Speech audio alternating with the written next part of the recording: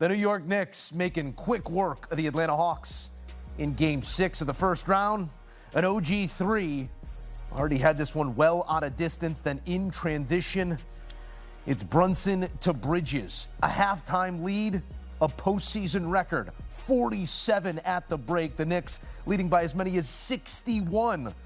The largest lead in a postseason game in the play-by-play era. This also marks 140, the most points in a postseason game in Knicks franchise history, and most of those coming with starters on ice in the second half. CBS NBA analyst John Gonzalez and Noah Buono in to react. And guys, there's lopsided, then there's this, whatever that was. Knicks by 1 million, shooting it fantastic from the field. You got Cat with a triple-double with just 4 shots from the field. John, I feel like the headline was written about 12 minutes into this one. What does it read? Yeah, that the Knicks were spectacular, not just in this game, but in this series. Yes, they lost 2 games, but they lost both of those games by 1 point each, right? So I thought that this thing was going to go 7. I thought that the Hawks would put up a fight. And despite the fact that they got 2 games off of the Knicks, this was really a no contest. The Knicks were just clearly better than the Hawks in this series. The Hawks didn't have enough offense. And then the Knicks defense is the thing that was most impressive to me because it was a little suspect at times this season. They didn't play well against teams that were 500 or better. They only broke even during the regular season against those teams. So I wanted to see what it would look like once they got into the postseason. And so far, first round, I mean, they've got more work to do. We'll see how it goes in the second round. But against the Hawks, to hold them, in this game to under 100 points and just dominate at both ends of the floor, they won everywhere. And one more thing I wanted to highlight, Karl Anthony Towns finally kind of like playing through him and taking some of the offensive onus off of Jalen Brunson. That's a big win for the Knicks going forward. So they look fantastic right now.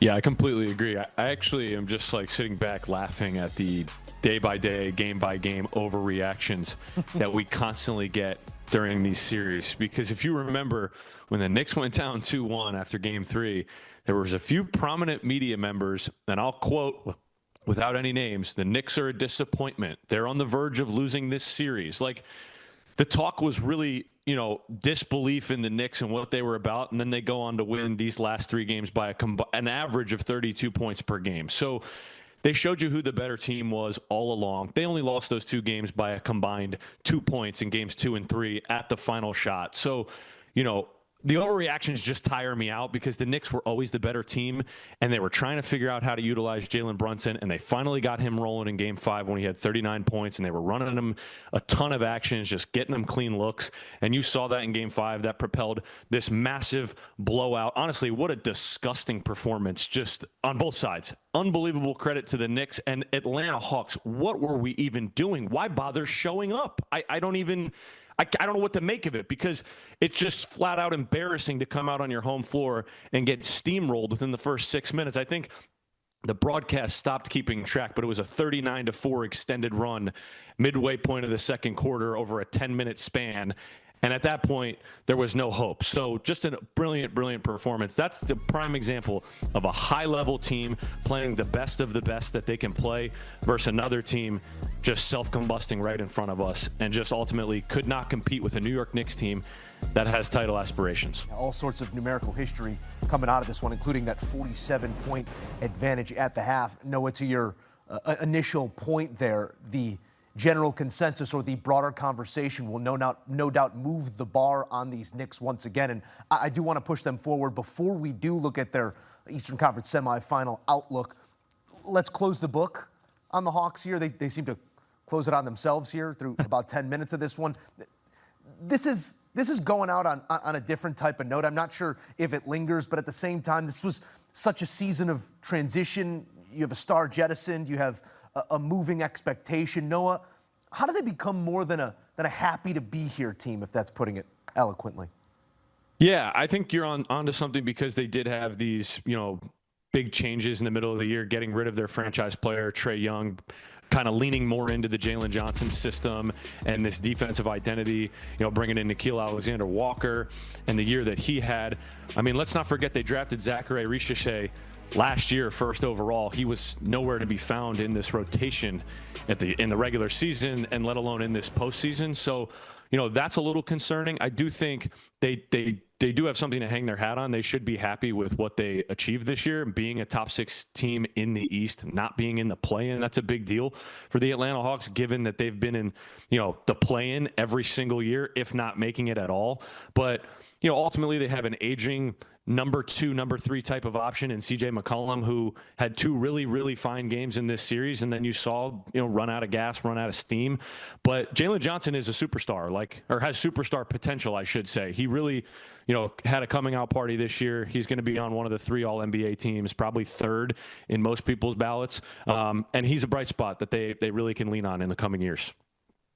Yeah, I think the Hawks had a good season. I mean, look, this is not the way that they wanted the season to end, but it's certainly still a good season. After the All-Star break, they had the 4th best record in the NBA behind the Spurs, the Thunder, and the Celtics. Now, this was the kind of crash out that might linger a little bit, but the building blocks there in Atlanta are good. As Noah said, Jalen Johnson, fantastic, going to make All-NBA most likely. Nickeil Alexander-Walker, they get him from Minnesota, where he was a really useful bench player, but he levels up into a plus-level starter. He wasn't great in this series, but I still like him. They need to improve that front court. They have to decide what they're going to do with CJ McCollum, who's really just a throw-in, like an expiring contract in that trade deal, and he's a free agent now, and they might want to keep him around. Kuminga has a team option. The good news here is that front office, led by Ansi Saleh, is a really smart group of people. And thank you, Joe Dumars, they get the better of either the Pelicans or the Bucks pick. And if it's the Pelicans pick, right now it's got about a 29% chance at landing in the top 4, outside 7% chance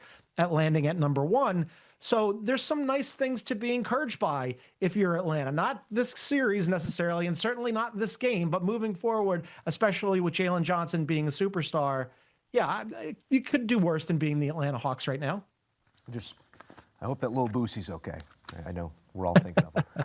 I don't. Play on to a familiar place.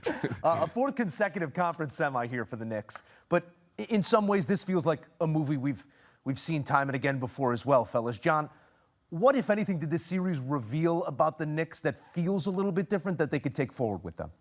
2 things. One, as I mentioned, the defense. The defense, I wasn't sure about. It had little fits and starts during the regular season. It really improved as the season went on, but I wanted to see them do it against a good team. And despite the fact that the Hawks are limited offensively, this is a good first step for that Knicks defense. And then the other thing is Karl-Anthony Towns, because coming into the postseason that Jalen Brunson's the guy, right? And they're going to put a lot of the offensive onus on Jalen Brunson. I wanted to see Karl-Anthony Towns really step forward as a 1A option. And early in the series, he'd have a good first half or a good second half in games 1 and 2. And then as the series continued, he started putting it together in total over an entire game. And he had his 2nd playoff triple-double in this series. And he joins only Walt Clyde Frazier as the only 2 Knicks in Knicks history to have multiple triple-doubles, not just in a series, but in the playoffs period. So Karl-Anthony Towns emerging as a guy who can really be relied on is huge for the Knicks going forward. Now, Mikal Bridges, a little iffy at times, had a good game tonight. Everybody had a good game tonight. They need Bridges to be able to play at both ends of the floor. But OG Anunoby also, he was, I think, the most consistent player for the Knicks in this entire series. So having 3 guys at least in Jalen Brunson, Cat, and OG Anunoby, who you can count on, along with that defense, that's something to start. Yeah, and as John mentioned, the defense, if I had to give 2 things, I'd go right where John was with the defense. I mean, you saw it in the first 6 minutes of the game. That was a near pristine, perfect game that you could ask for the New York Knicks defense to play. And John's right. The Atlanta Hawks offense ran out of steam, gas. They didn't really have much to offer. It's not like they were going up against a potent, Jason Tatum or Jaylen Brown type of team. So, it might have looked a little bit, even better than what it will in the coming rounds. But on top of that, it's OG Anunoby for me. Like when you have a guy like that that's not necessarily looked at as your 2nd option and really is just, maybe your 3rd option. If Mikal Bridges is playing better, maybe he jumps OG Anunoby sometimes, behind Jalen Brunson and Karl-Anthony Towns. But what OG Anunoby is doing in this postseason, they've played 6 games, is remarkable. And if he continues to play like this and he can stay healthy and on the floor for the New York Knicks, the versatility that he brings on not just defense, but the way he's playing offensively. And you heard him after the first quarter, in the sideline interview, and he's just talking about, I just work on my game. And you can see that. It is very simple why he is playing so good. He has worked on his game. He is unbelievably confident.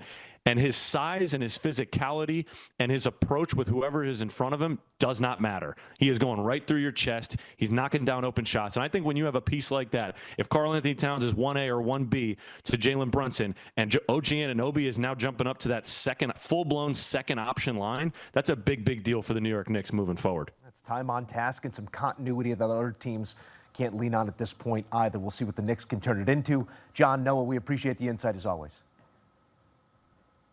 All right, a look here at the most points in a playoff game in Knicks history. This was a no-doubter.